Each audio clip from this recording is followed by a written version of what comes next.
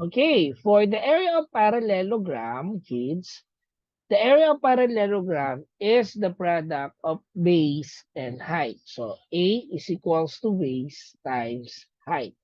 So, let's see kung kaya nang makagawa ng parallelogram dito sa ating, ito meron. Okay. So, let's say a parallelogram. Parang hindi yata kaya. Ito na lang. Okay. Let's say we have a parallelogram. Okay. So, alin dyan ang base? Itong nasa baba, tapos yung height. Okay. Yung taas niya. Okay. Wala yatang broken line to. Ito na lang. Okay. The base and the height. Okay. So, let's say our base is 2 centimeter and our height is 5 centimeter. Okay. So, parallelogram at ang hinahanap natin ay area. So, gagamitin natin itong formula na to na A is equals to base times height. So, A, ano yung base natin? Ano yung base natin? This is the base. This is the height, yung may arrow. Ano yung base natin? That is 2 what? 2 centimeters. 2 centimeters times 5 5 centimeters. centimeters. Okay. So area, let's compute. 2 times 5 is equals to 10. 10 what? 10 centimeters. Centimeter Square. squared. Kasi nasa area tayo. So sabi natin, pag area, that is unit squared. Okay, nakuha? Nakuha kung gaano kadali? Nakuha? O, isa pa.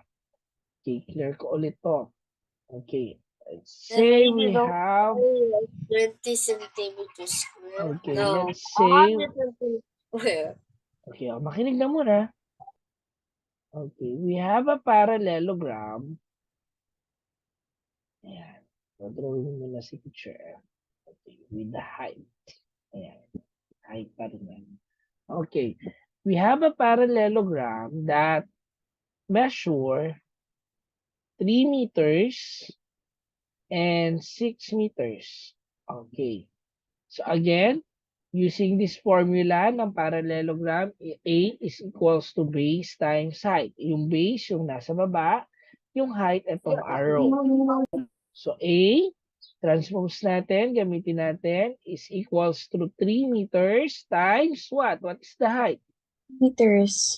6 meters. Okay. So area is equals to 3 times 6. 18 meters. 18 meters 18 meters.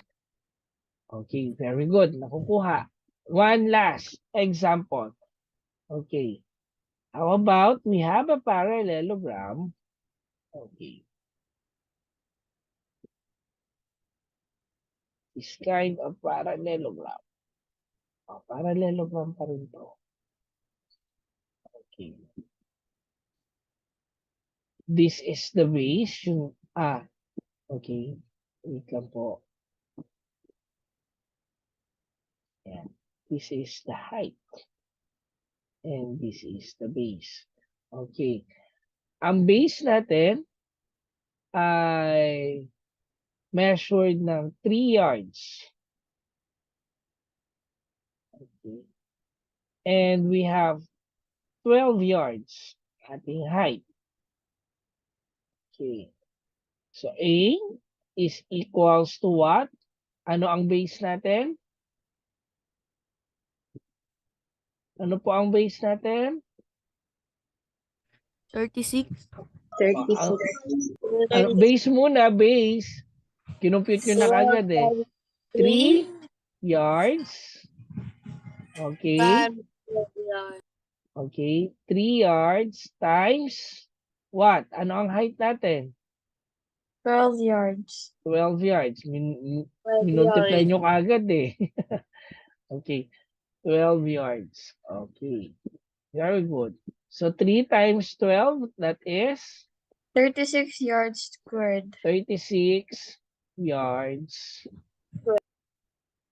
squared. Okay. So nakuha ang parallelogram? Nakuha ang parallelogram? Okay. Opo. Sige. Nakuha ang parallelogram. Okay, now, kung nakuha